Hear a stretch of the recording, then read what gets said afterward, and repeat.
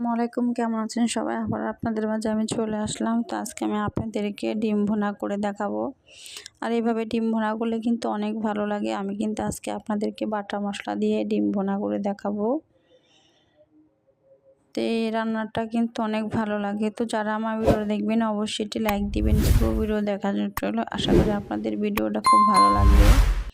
তো দেখতেই পাচ্ছেন এখানে কিন্তু আমি 4টা ডিম নিয়েছি। ডিমটা কিন্তু আমি আগে ভালোভাবে সিদ্ধ করে ছিলে নিয়েছি। তো ডিমটাকে আমি হালকা একটু ভাজা দিব, তার জন্য আমি এখানে হলুদ গুঁড়া দিয়েছি আর আমি লবণ দিয়েছি। তো দিয়ে খুব ভালো করে ডিমের গায়ে মশলাটা আর কি মেখে নিচ্ছি। এই ডিম ভুনাটা কিন্তু অনেক ভালো লাগে। আপনারা কিন্তু অবশ্যই একবার রেসিপিটা ফলো করে মানে ডিমটা ভুনা করে খেতে পারেন, খুব ভালো লাগবে। এটা কিন্তু ভাতের সাথে বলেন, খিচুড়ির সাথে বলেন, পোলাওর সাথে বলেন, অনেক ভালো লাগবে কি ডিম ভুনাটা। তো এদিক থেকে একটু প্যান বসিয়ে দিয়েছি। প্যানটা বসিয়ে দিয়ে আমি এখানে তেল দিয়ে দিলাম পরিমাণ মতন। তারপর আমি ডিমগুলো দিয়ে দিলাম। ডিমগুলো একটু আমি হালকা একটু 4-5টা ভেজে নেব। খুব বেশি কড়া ভাজবো না, বেশি কড়া ভাজা দিলে ডিমটা ভালো লাগে না। তো আমি হালকা হালকা একটু ভাজা দিব। দেখতেই পাচ্ছেন আমার কিন্তু হালকা ভাজা হয়ে গেছে। আমি একটা চামচ দিয়ে ডিমগুলো উঠিয়ে নিলাম। তো ওই প্যানেই আমি ডিম ভুনাটা করে ফেলবো। আমি আবার পরিমাণ মতো একটু তেল দিয়ে দিলাম। এখানে আমি 2টো এলাচ দিয়ে দারুচিনি দিয়েছি আর 2টা আমি এখানে তেজপাতা দিয়েছি, হালকা একটু ভেজে নিয়েছি। আর এখানে আমি মানে 3টা পেঁয়াজ মানে বেটে নিয়েছি, হালকা ভাজা লাড়া দিয়ে দিয়েছি। এখানে আমি 1 টেবিল চামচের মতন রসুন বাটা দিয়েছি, আদা বাটা দিয়েছি 1/2 টেবিল চামচের মতন, আর জিরা বাটা দিয়েছি আমি এখানে 1 টেবিল চামচের মতন।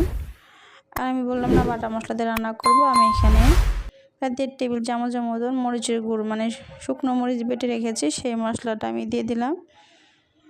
তো তেলের সাথে খুব ভালোভাবে একটু মশলাটা ভাজা করে নিলাম। এখানে আমি 1/2 টেবিল চামচের মতন হলুদ গুঁড়ো দিয়েছি, 1/2 টেবিল চামচের মতন আমি ধনিয়া গুঁড়ো দিয়েছি, আর আমি এখানে স্বাদ মতন লবণ দিয়েছি। তো খুব ভালোভাবে আমি মশলাটা কিন্তু তেলের সাথে ভাজা করলে যাতে কাঁচা একটা গন্ধ আছে সেটা চলে যায়। তো খুব ভালোভাবে ভাজা করে এখানে আমি ওই যে বেটে রাখা যে মশলার পানিটা আমি একটু দিয়ে দিলাম। দিয়ে খুব ভালোভাবে মশলাটাকে আমি কষিয়ে নেব।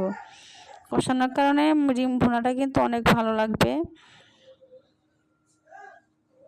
তো দেখতেই পাচ্ছেন আমার কিন্তু ডিম ভুনাটা খুব ভালোভাবে কষানো হয়ে গেছে, মানে ঝোলটা। তো এর মধ্যে আমি কিন্তু ডিমটা একটু দিয়ে দিলাম, দিয়ে আমি মশলার সাথে ডিমটা একটু ভালোভাবে একটু কষিয়ে নেব।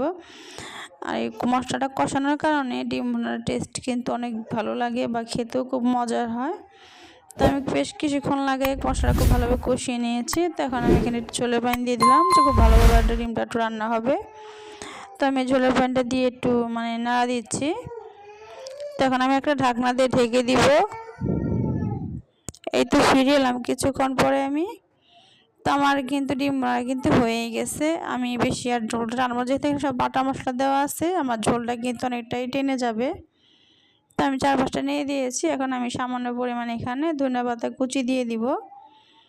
এটা অপশনাল, না দিলে না দিবেন, তবে আমার কাছে ভালো লাগে তাই আমি এটা দিয়েছি। তো এখানে আমার হয়ে গেছে, এটা বাটিতে নামিয়ে নিলাম। এই ডিম ভুনাটা কিন্তু অনেক মজার ছিল।